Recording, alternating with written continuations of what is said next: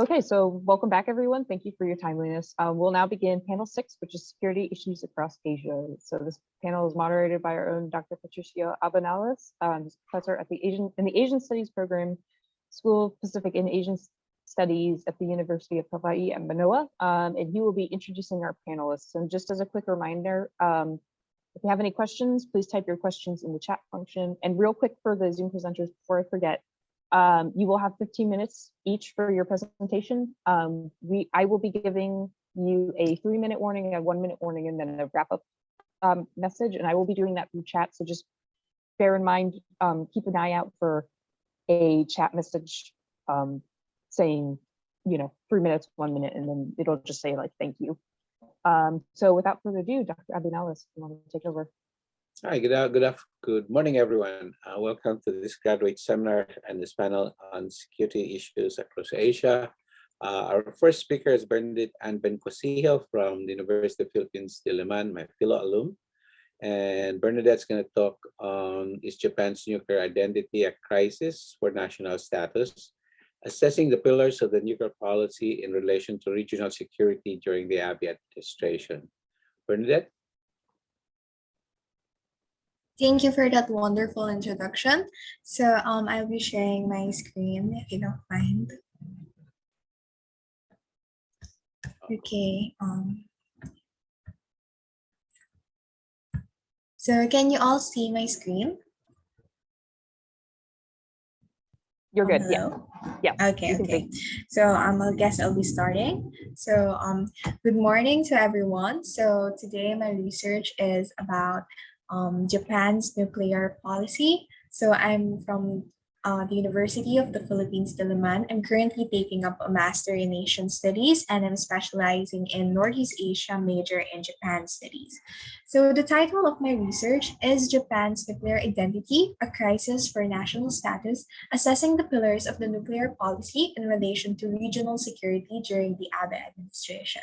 So as we can see, many countries are against the proliferation of nuclear weapons. And Japan is one of the countries that have experienced effects of nuclear technology. So it advocates for the international disarmament and peaceful usage of nuclear energy.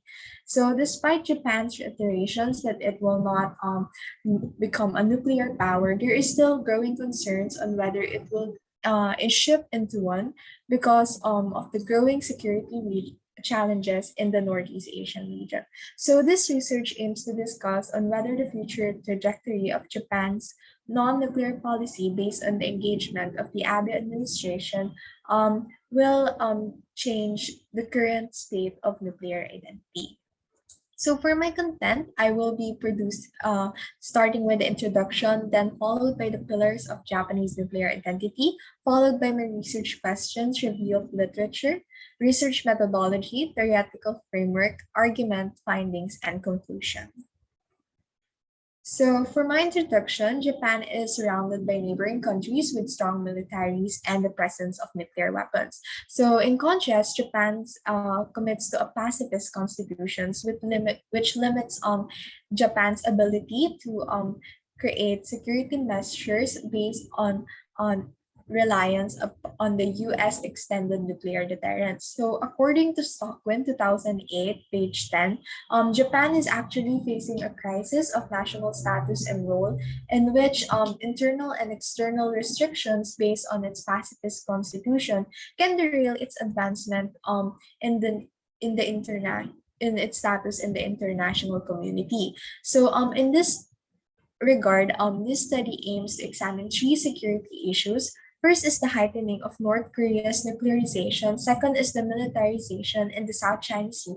And third are the territorial tensions that Japan has with China and Russia.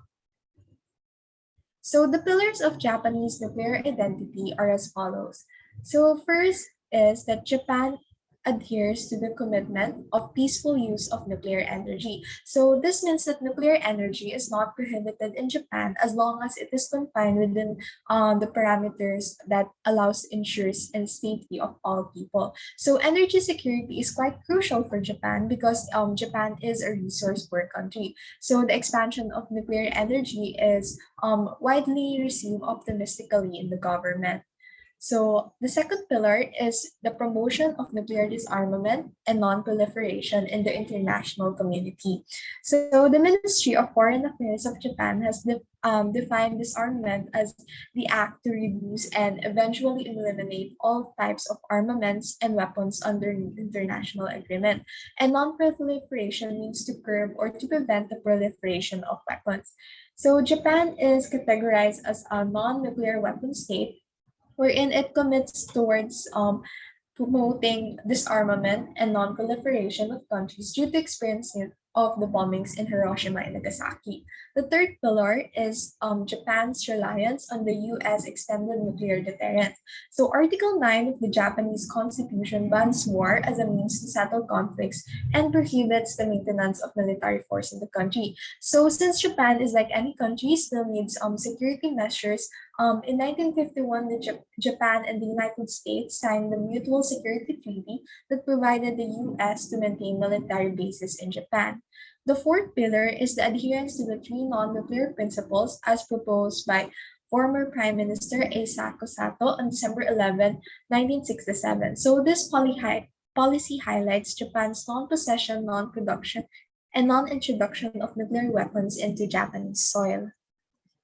So for my research question, does Japanese nuclear identity pose a crisis to safeguard national security? It is followed by the sub-research question, so how Japan has responded to the three non-nuclear issues in reliance to its non-nuclear policies, and how have these issues affected Japanese nuclear identity, and how will the actions of the Abe administration affect the future of Japanese nuclear policy? So for the review of literature, the definition of security that has been really adopted by scholars is that a state is capable to preserve its sovereignty and is still able to increase its defenses and utilize its resources to prevent the idea of being vulnerable from threats, which can range from military or non-military aspects, such as economic security or food security. So for Japan, its definition of security focuses on diplomatic efforts to forestall actual threats and aggression. And the Japan-US security system, as well as the improvement of its defense capability, is widely considered as a means to deter threats. So the study's definition of security refers to the military and defensive capability of Japan in response to security challenges. So the nuclear identity of Japan is characterized as a non-nuclear state. So it means that Japan, based on its experiences, have not adopted nuclear energy but is open to extended nuclear deterrence. So Japan's preference is rooted from the US nuclear umbrella as proposed during the post-war.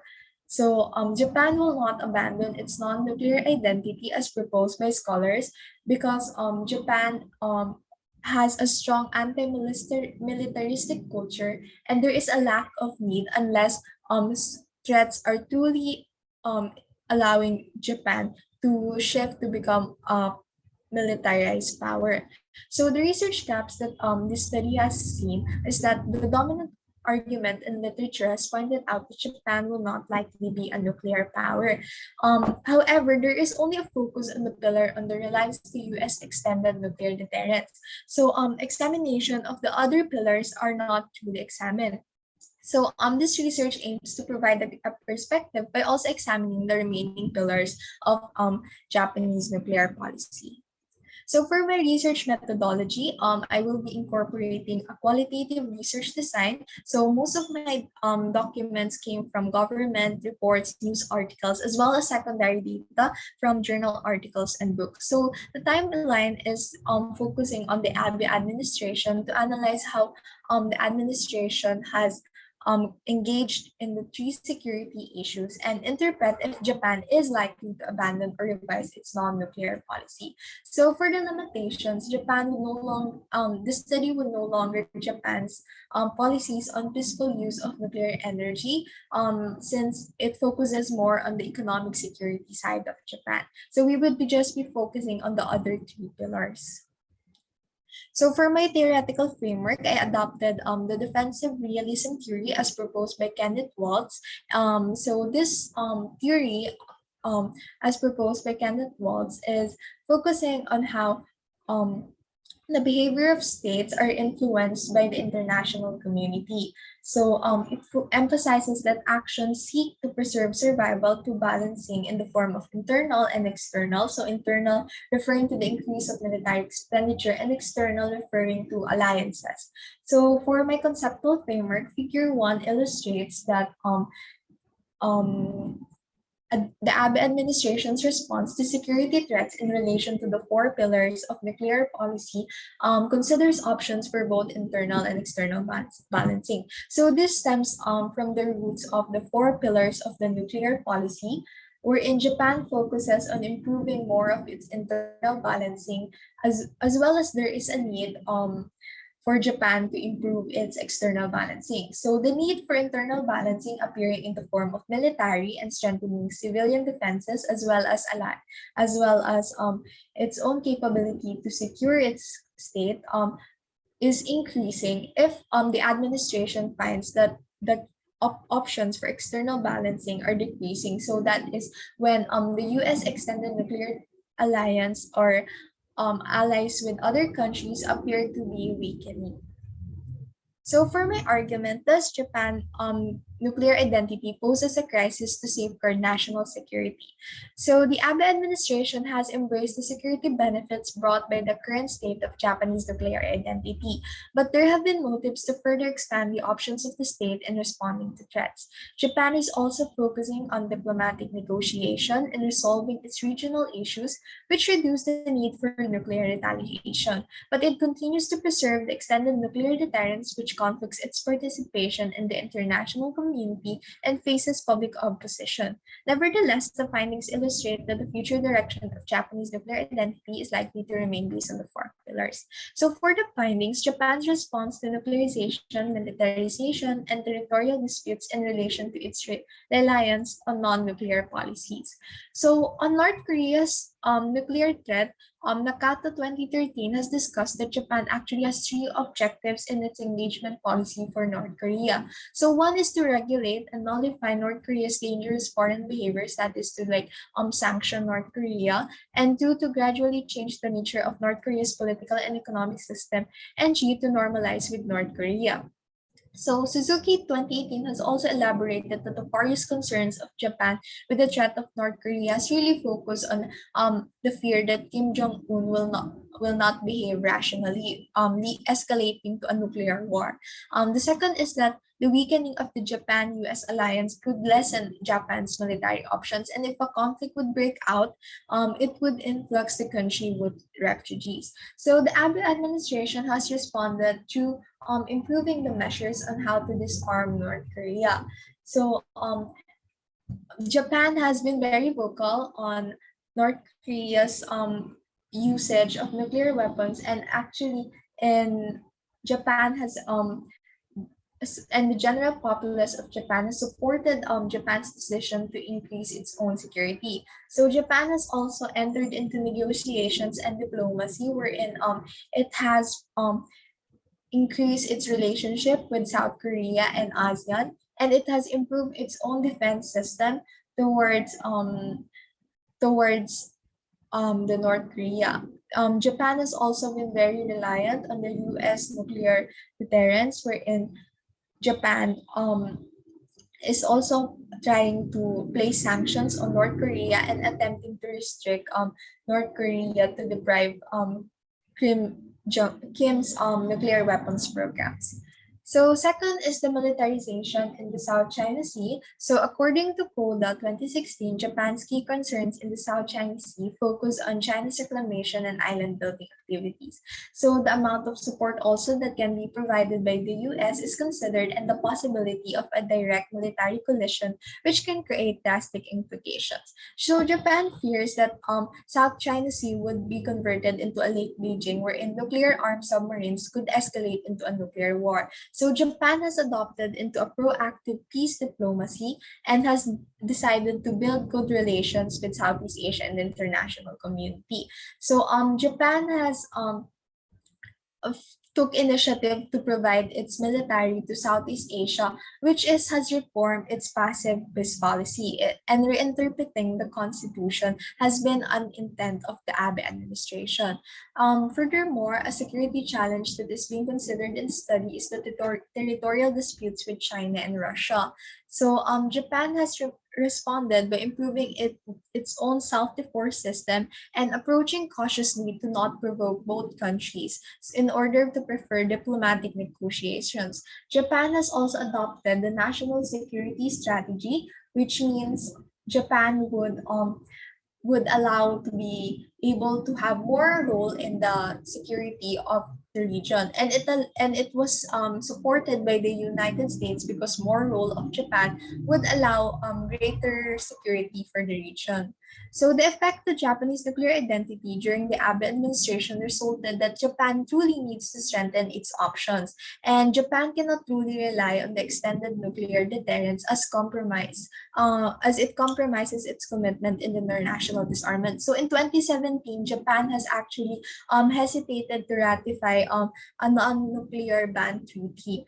So Japan's military capabilities are not as strong, but the findings shows that Abe has been very capable of being resourceful.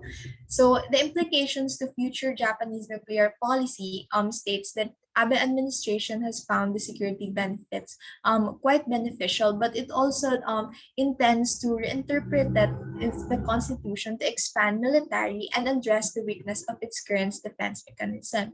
So adopting Walt's theory of defensive realism, Abe administration believes that abandoning Japan's non-nuclear identity would be costlier. So for now, it intends to make the most out of it. So in conclusion, the implications of the Abe administration has marked a realization that Japan cannot fully depend on the US extended nuclear deterrence. And Japan is expected to make the most out of its nuclear identity, and succeeding administrations would continue its development. So research recommends to examine also local populace perception and compare it with the perception of national government, and to conduct case studies outside the security challenges of the region. So with that, I end my presentation. So if you have questions, you can contact my email, and these are my references. So thank you very much.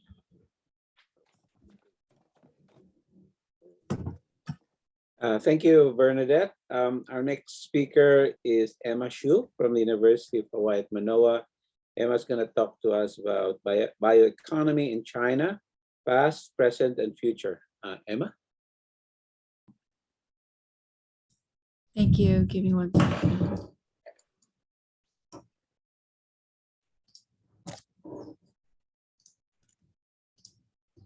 Okay. Can you see the slides and not my notes? Right now we see your notes. Okay, one sec.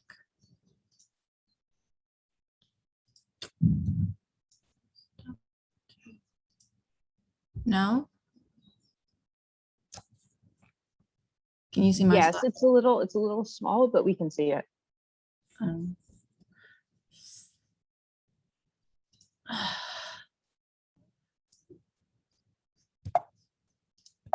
Sorry.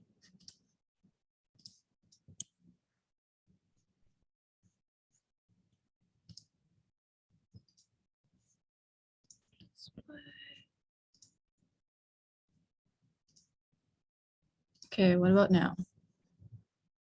Yeah, that's better. Okay, thanks.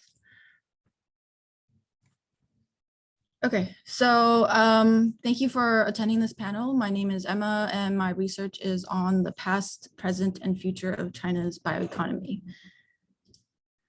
So I'll start by introducing the terms and then discuss the past influences before I discuss the rapid development of China's bioeconomy. Finally, I will end on the implications. So I chose the bioeconomy as my area of research because many see it as the engine of growth for the next industrial revolution. In the past, a few revolutions that we had, the core technology changed to shift the production paradigm. So from the first industrial revolution, you can see water and steam powered mechanical looms, and then electricity replaced that to allow mass production, followed by third revolution enabled by information technology, IT. The fourth one, where we are now, is relied on IoT, Internet of Things, and cloud technology.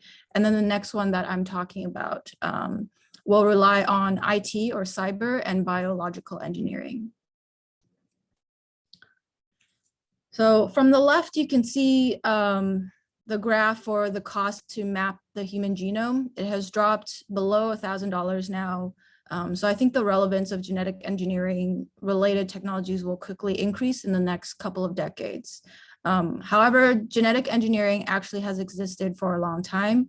Traditionally, humans have manipulated the genome indirectly by controlling through breeding and selecting offspring. So now the difference is with modern genetic engineering, you can isolate, insert, and then grow what you need much faster. So to explain this, I'll use a case of Impossible Burgers that I think we've seen around. They wanted to generate the taste of meat, which they found is in the red blood cell. So they wanted to put this into plant-based burgers.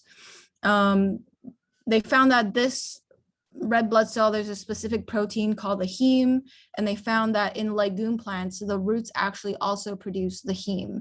And so what they did was isolate this instead of trying to understand how to control the legume plants to produce more heme. After that gene was isolated, they could insert it into a specific strain of yeast, and then this yeast can then be controlled to produce this heme protein. Through a similar process like beer fermentation. So on the left, you see this is how heme is produced so that it simulates the meat taste that you get from your Impossible Burger. They mix it into a liquid. This material is plant-based and it tastes, the mouthfeel is like meat, and then they just mix the meat taste in it. So what you get is a burger. The protein changes with heat, so it looks very much like meat and it tastes like meat. So as you can see, without genetic engineering, this whole process would be very, very long to discover and then reproduce it reliably in mass production. So going back to the bioeconomy, what is it? Using the similar methods that I just described, you can accelerate discovery and mass production of living cells, and the whole process can be manipulated. So you can use this in sectors like medicine, health, food technology, but also it can be used for bioenergy and biowarfare. Another way to look at it is to see the tissue or the cell as a factory or a foundry. And then you would split the sectors by input and output. So it would still cut across the sectors that we just looked at in the last slide, but it would be looking at it differently. So what is the bioeconomy? I don't think I really defined it fully yet. It actually differs for every country, but from the US standpoint, the bioeconomy is the infrastructure, innovation, products, technology, and data that are derived from biologically related processes. So in other words, living cells. So now I'll talk about the past influences on science in China. So this is a quote from Weber. He says that in ancient China, there was a lot of scientific and technological knowledge, but no scientific spirit. And this is, I think, a common thinking maybe a few decades before. But is that true? So Joseph Needham spent nearly half a century to write a series of books on science and civilization of China. He documented several pages of Chinese innovation that was transmitted from China to the West. For example, the wheelbarrow, kite, crossbow, cast iron, magnetic compass, and of course, the paper and gunpowder. For biotech related, you can see there's alcohol. They found it from 7000 BC. They also introduced the precursor of vaccines called Reliance, which you can see on the bottom right image. And then there's also in traditional Chinese medicine, they prescribe placenta for human hormone therapy. So according to Needham, Chinese math, astronomy, and physics had fused in 1640. Specifically, the Jesuits brought to China geometry, algebraic notations, logarithms, mechanics, and optics. You can see from this bottom, the diagram is where he tried to map out the fusion points. And according to him, China was about 30 years behind the West. For botany, the West introduced the nature of flowers, modern classification system, and it fused around 1880. It was estimated to be about 100 years to 180 years behind. And then according to him, the fusion point for medicine hasn't happened yet. The West has introduced pharmaceutical chemistry, bacteriology, anesthesia, vitamins, antibiotics. But according to him, it's not fused yet, and he feels that it will have fused once Western medicine understands acupuncture.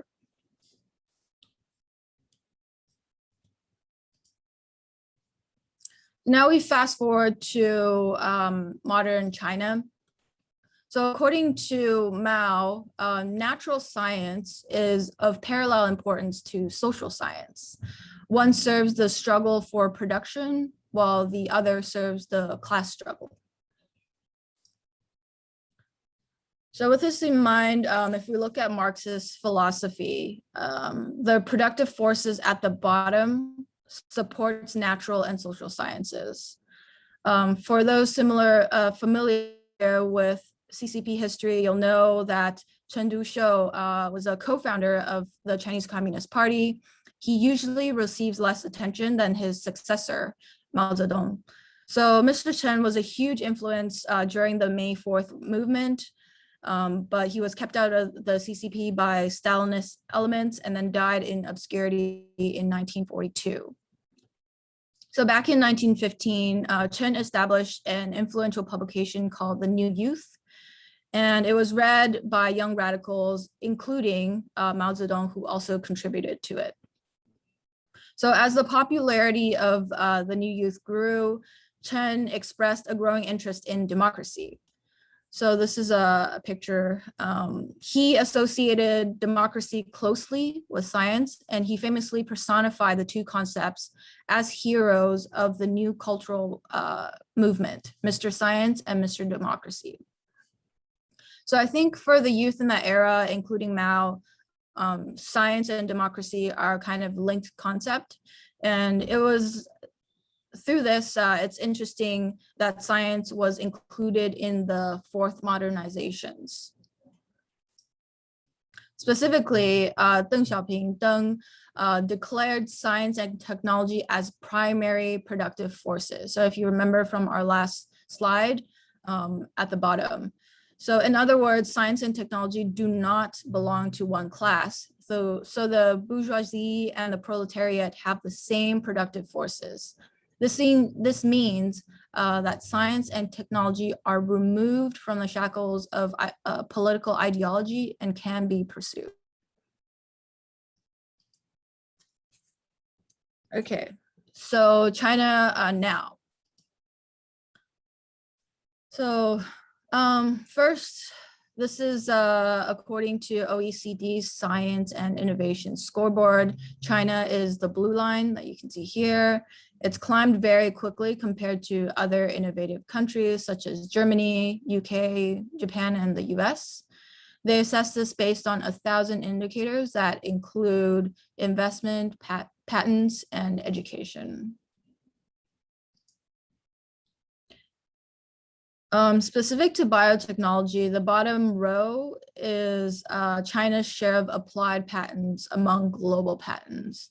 So you can see by 2015, it was 25%, more than 25% among the applied patents.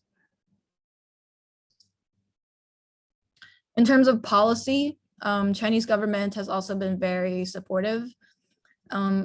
I won't go into the details here, but you can see there was a rapid growth from 2006 after a national program was announced to promote biological industry development. And the annual output of biomedicine, you can see from the top, is 2.1 trillion RMB, or around 330 billion US dollars. Combining all the subdivisions, it was roughly 4 trillion RMB, or 630 billion US dollars. This was in 2015. So among the private players, companies, the biggest was BGI Group, also known as Beijing Genomics Institute. It established a public-private partnership called CNGB, or the Chinese National Gene Bank. So the coordination of public policy and private corporations have made China a very powerful player globally. This has caused people to worry. So just last year, it was accused of working with the PLA, the Chinese People Liberation Army, by providing genomic data from millions of prenatal tests to look at mental illness and linking Uyghurs and Tibetan genes with their characteristics.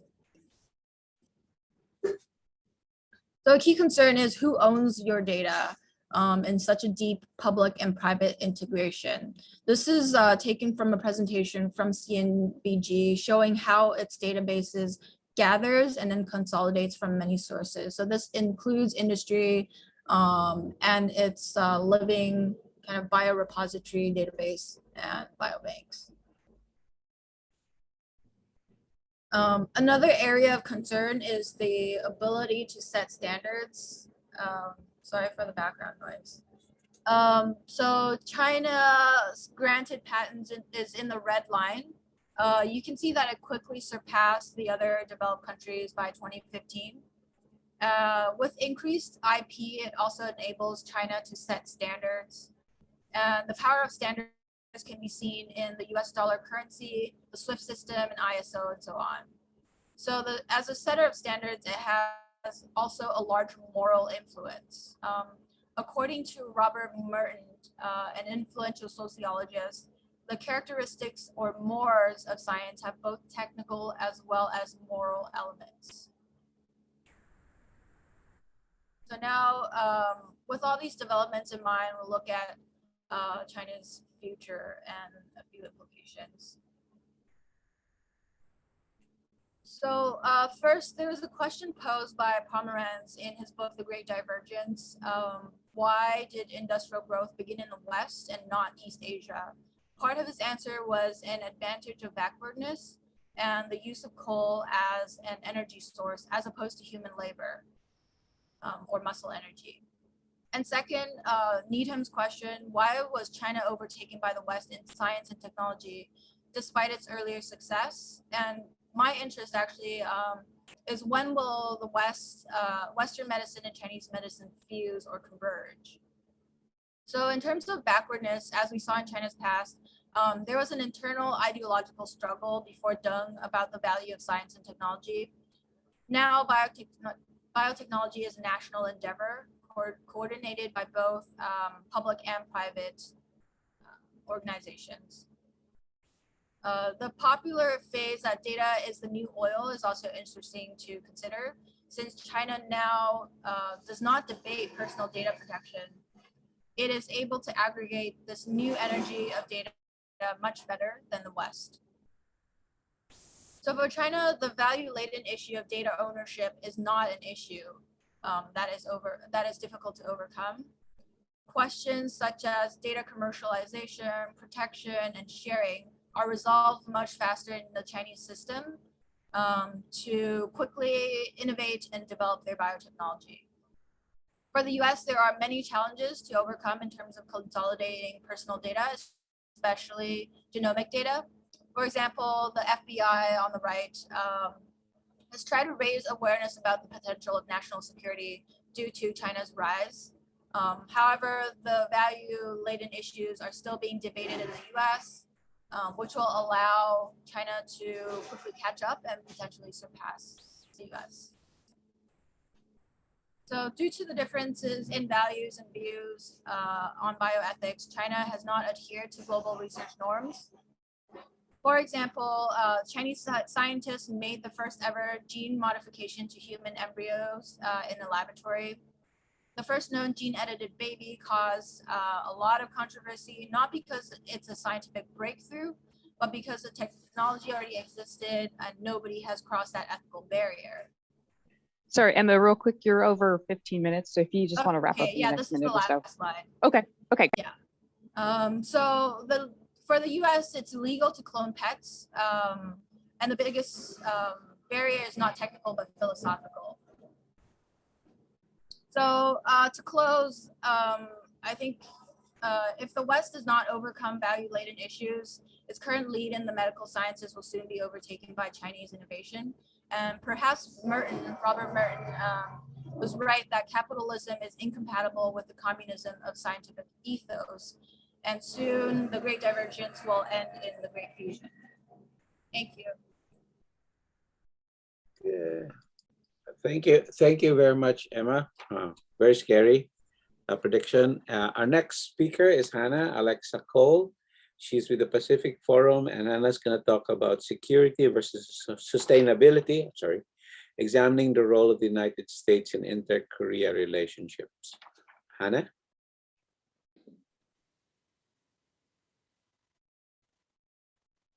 Hello and good morning. My name is Hannah Cole, and I'm a recent alumna of UH Manoa Asian Studies. I currently work on Indo-Pacific security issues as a program manager for Pacific Forum, and I'm honored to have the opportunity to present the cornerstone of my graduate research, Security versus Sustainability, examining the role of the United States on inter-Korea relations here today. Last year, I helped host this conference, and I'm so excited to be back this year as a participant. Over the last 2 years, while I was completing my master's degree, I had the chance to study Korea and the Asia region at large through many different angles such as history, political science, and even ethnic nationalism. It was the thoughtful and interdisciplinary schooling I received at UH that allowed me to mold those experiences into the provocative question, how has the United States shaped inter-Korea relations?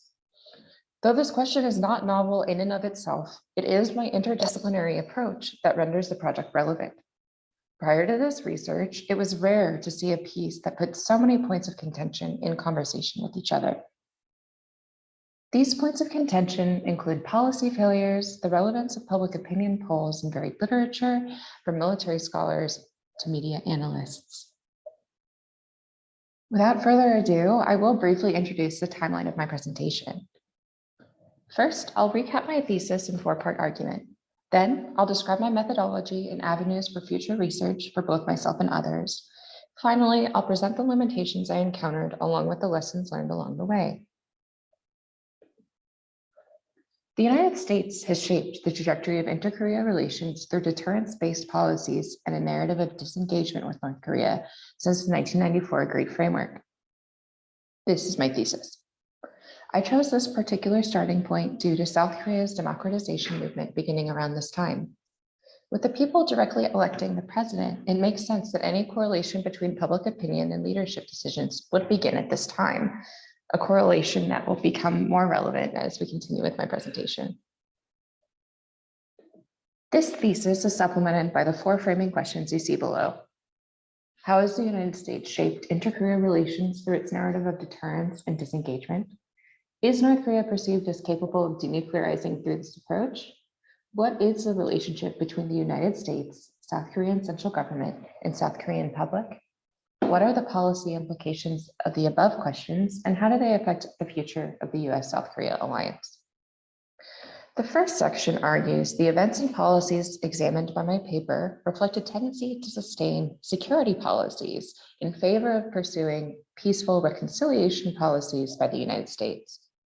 While some may argue that deterrence is a means to achieve peace, in my paper, I suggest a more robust peace should be the goal. Without the movement towards something like Johan Galtung's positive peace, we will continue to be on the precipice of war with North Korea for the foreseeable future, as the status quo persists without an official end of war declaration. The second section develops the argument that it can be understood the belief in North Korea's capacity to engage in these discussions has been molded by a narrative of disengagement. However, a deeper understanding of North Korea's politicization of nuclear weapons is imperative for future engagement. This idea is underscored by a theoretical application of Edward Howell's nuclear ideology.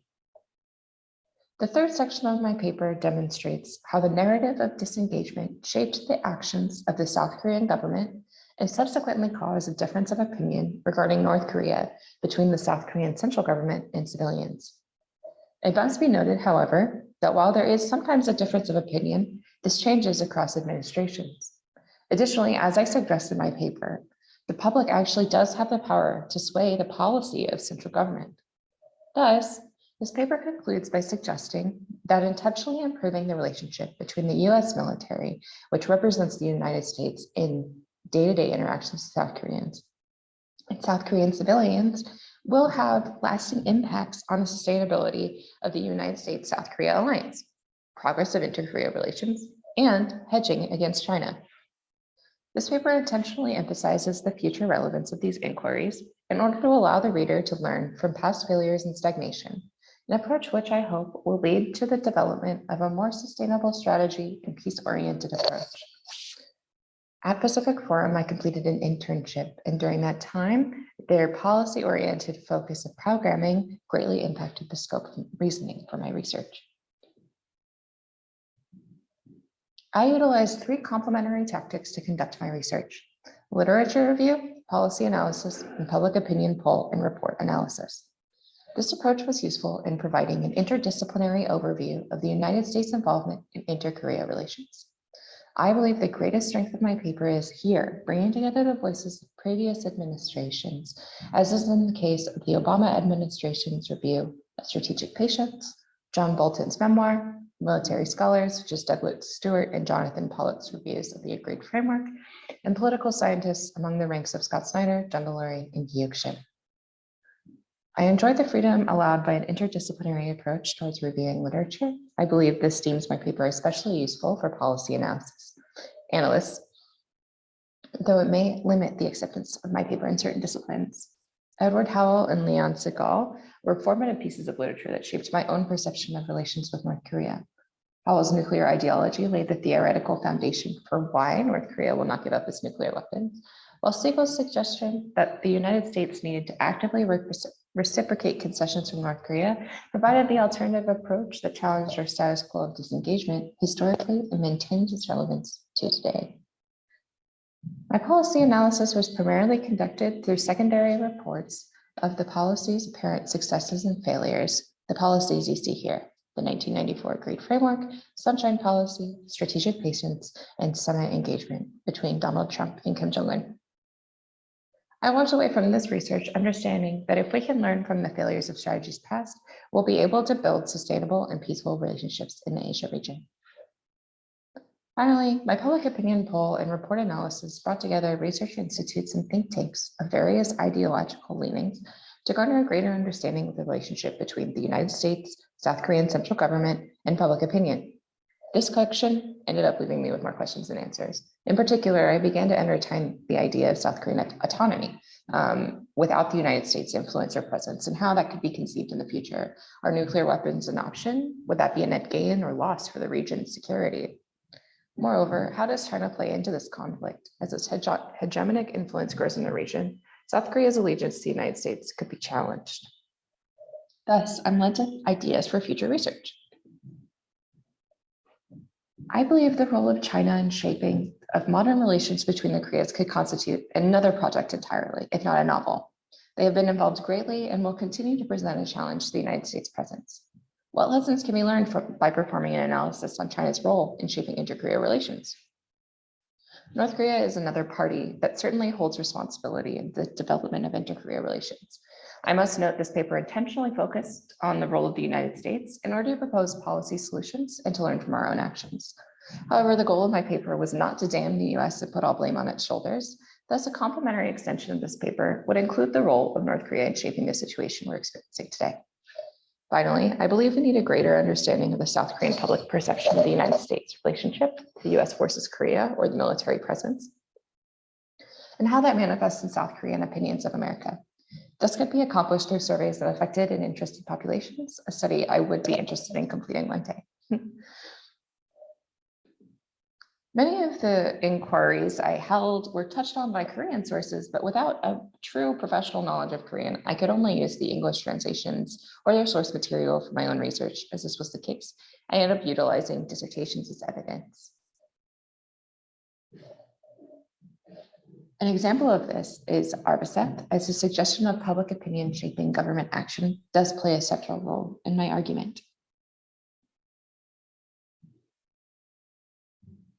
Some things I learned during the process. It was incredibly difficult to get the Department of Defense bureaus to respond.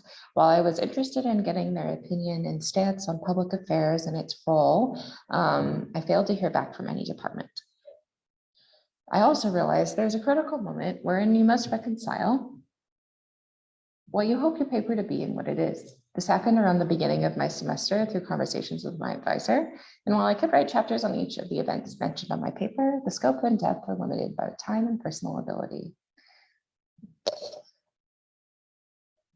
I also found it's always better to get multiple opinions through the process. I was able to work with mentors at Pacific Forum through regular presentations and peer review. I was able to whittle down my research to the points I resonated with most. In closing, something I think that we should consider is that the new president-elect Yoon Suk-yeol is thought to be more closely aligned with the United States goals for the region, that is, less lenient towards North Korea compared to his predecessor Moon Jae-in. I think this is something that we should reflect on, as the last time we had a relationship like this with Barack Obama and Park Geun-hye, there was quite a bit of stagnance in the progress of negotiations with North Korea. Will we see something like this in the future, or will it change as the global events unfold as we see today?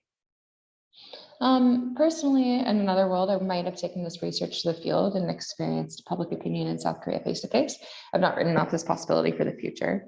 And while I may always be known as one of the COVID-19 graduates of the University of Hawaii who completed their entire degree online, I am thankful to the UH and the Asian Studies Department for acting as unyielding advocates for student success. It is my honor to participate in this conference again. Finally, I'm happy to talk about any of the policies and arguments I made throughout this presentation. I welcome both comments and critiques and look forward to our discussion. Thank you very much. Thank you very much, Hannah. Okay, I guess, Caitlin, the next stop is an open Q&A. There's two ways of doing it. I think one is for you to unmute yourselves and show your face and ask the question, and the other one is to chat. Yes. So yes, and it looks like there's already at least one question in the chat. Okay. From Hannah. Hannah, did you want to read it out loud, or do you want me to read it? You can read it. Thank you. Okay. Okay, so this is a question for Bernadette. How do you think Japan would react to South Korea acquiring nuclear weapons? Do you think this would worsen their already tense relationship? And Hannah also says, I'm also curious if you have any thoughts regarding Japan's policy of aid to Ukraine, their invites to Nato gatherings, and what this means for Japan's alliance with the Western Bloc as related to the current identity as you described. Thank you. Okay, thank you for that question.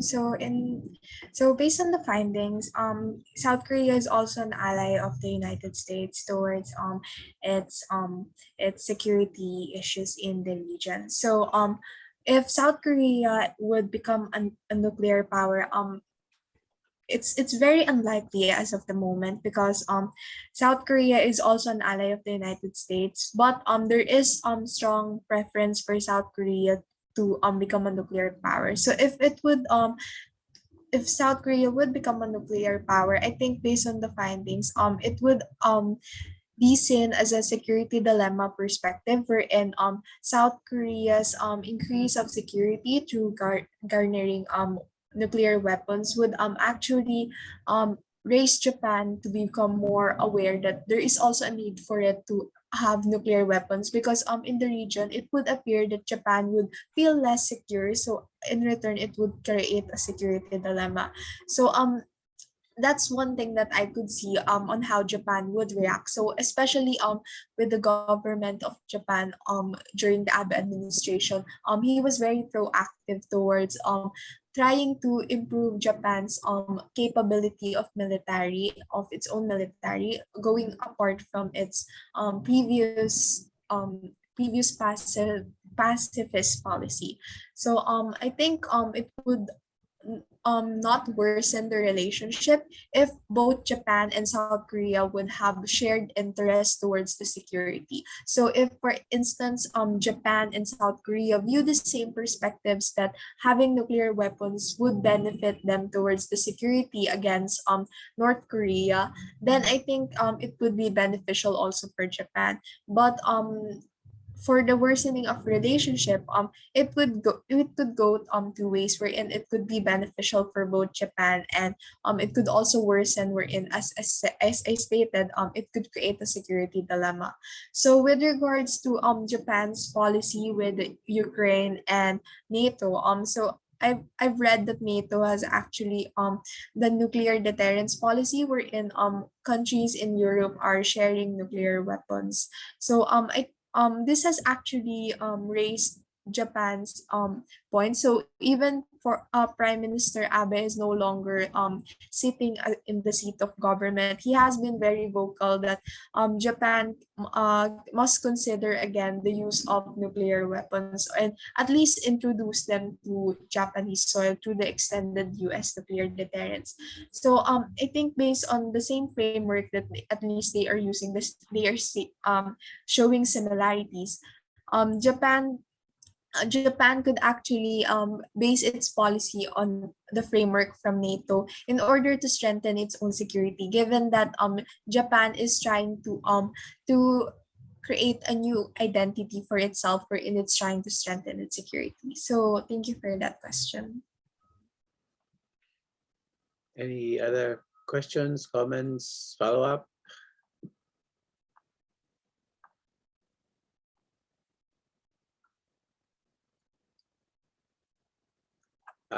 Hannah raised her hand.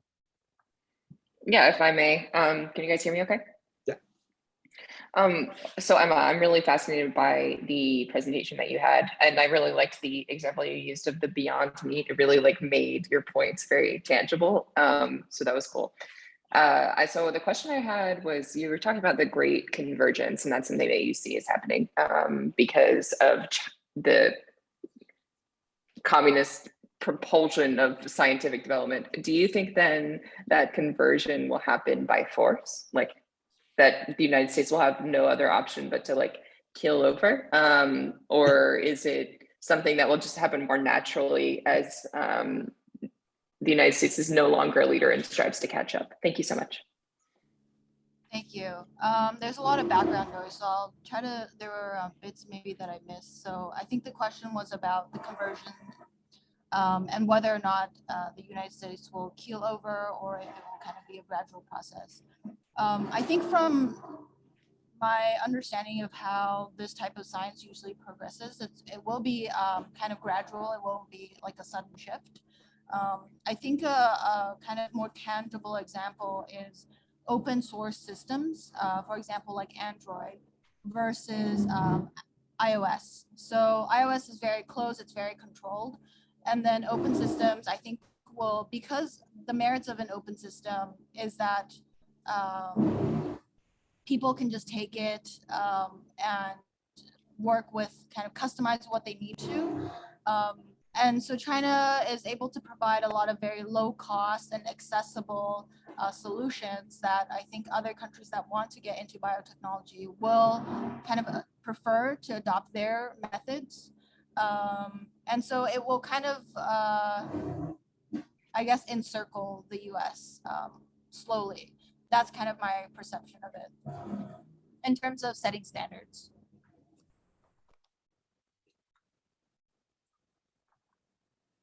when will that slowly end, Emma? I'm sorry, I missed that. If it develops slowly, when will that slowly end? When will it slowly end? You mean end for the US? Yes. I don't want to put a number on that. I think if Joseph Needham spent like 50 years trying to figure that out, his own field was biochemistry. So, you know, he was trying to figure out kind of the progression and kind of when it will fuse, and he couldn't do it in 50 years. So I don't think I want to put a number on it either. But I think the rate that genetic engineering is progressing, I think that could happen in our lifetime. I'll be safely dead. So, any other questions? Sorry, sir. Curious about you. Any other questions? No, these are scary thoughts. A question for Hannah? Sure. Yeah. Any questions for Hannah? Oh, No, sorry. I thought you said you had one. No, I know nothing about North Korea except that, I mean, I guess to the three of you, what COVID has how much has COVID changed the perception of the countries you're studying, and how much has the war in Ukraine changed things? Especially like in nuclear security now, it seems to me that big navies and big armies are not the in thing anymore. Anti-tank weapons, small mobile forces, computer hackers are the way to go, which means China's advantage over the rest of Southeast Asia, especially, may be offset by that. And of course, COVID has completely changed everything. Any thoughts, the three of you? Like I can pass on to my daughter and say, kid, you're fine. I can go first. Future. Yeah. I don't know if you can tell your daughter that will be fine. So I think, I mean, COVID, obviously, the kind of current consensus is that it started from China and that it was from Wuhan, which has, you know, a level 4 lab, biowarfare or biotechnology lab. And I think on the positive side, they were the first to decode the genome, the whole genome for COVID virus. So it does show that they're very fast, and at least they're willing to share to try to find a solution. So I think that's kind of the good side of it. But, you know, it does demonstrate that they have pretty good capabilities. What happened in Shanghai? Sorry? Something happened in Shanghai. There's a surge, a major surge. Oh, yeah. People are being locked into their homes. Yeah. Oh. Okay. Swami has a question. Is it? Okay, I can read it. Aswani, do you want to ask a question yourself? Yes, thank you. Am I audible now? Okay, so yeah, Emma, just continue from the question from the answer that you were addressing, is that if I'm taking the technology and cybersecurity into the notions of sovereignty, right, in technology and sovereignty and nuclear, and how significant would be the definition of cyber sovereignty if it's say that if in a real life that we have our sovereignty with the geographical and all of the thing, but if with data, with open sources, and how do we define the sovereignty itself? And also regarding to the nuclear itself, say that if a country have a nuclear weapon and have their own all the biological equipment and all of that, but if another country can attack that before even they plan to launch and something, and how would be those country in control, in power? I hope I'm not making everybody's confused with the question. Is that for everyone? No, I'm not so sure, but Emma can address it, also Anna and Hannah, I think, regarding the security as well, yeah. Okay. Okay, so I'll try to, I think your question was about sovereignty and specifically cyber sovereignty, and if it comes under attack, how do you safeguard that? Is that correct? Yeah. And also, how do we define a country with in terms of cyber sovereignty? Is it the same like sovereignty in sovereignty that we know in conventionally? Yeah, I think cyber sovereignty right now is like a pretty hot topic. I mean, for example, TikTok was banned in India, and it's because that it does have a huge influence on people's minds. And then if you go to something very concrete, like, you know, your genomic data, like I said in one of the slides, CNGB, you know, its data banks are collecting everything that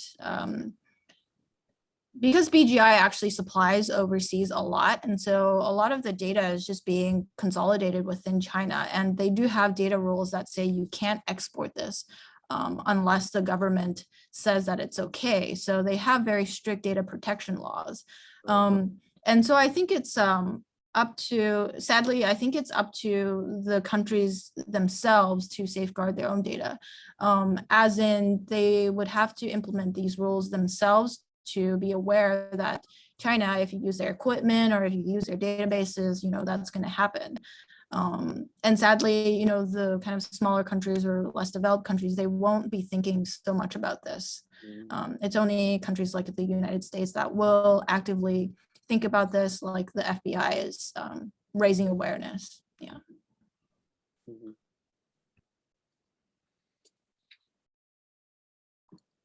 I think we have time for another question, and I see Aswini has put a chat question in for Hannah. So she says, thanks for your presentations. The denuclearization of North Korea has been widely discussed issue since the Trump administration. Do you think denuclearization will stabilize the tension in Northeast Asia?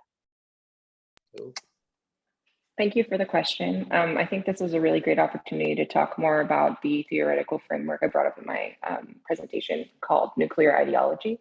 So first and foremost, I don't think that denuclearizing North Korea or Asia at large is possible at all.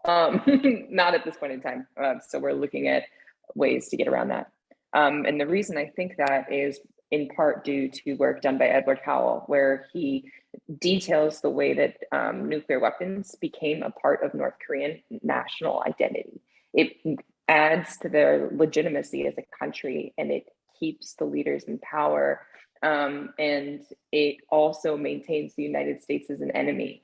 So the way that nuclear weapons were developed means that they are an integral part to the survival of North Korea as a nation, which means that to denuclearize North Korea would be to eradicate North Korea as an idea, as a nation. And so I don't think anyone is planning to get rid of North Korea anytime soon, because that is a little bit dramatic of a response to their current actions. But, you know, it's finding those ways that we can move towards peace and reconciliation while understanding that nuclear weapons are still very much so a part of like the North Korean regime. And that's what's going to get us further. And there's a lot of scholarship that agrees with that. Thank you.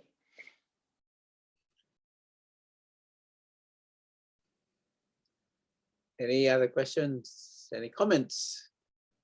This is all Greek to me, so I'm learning a lot. So,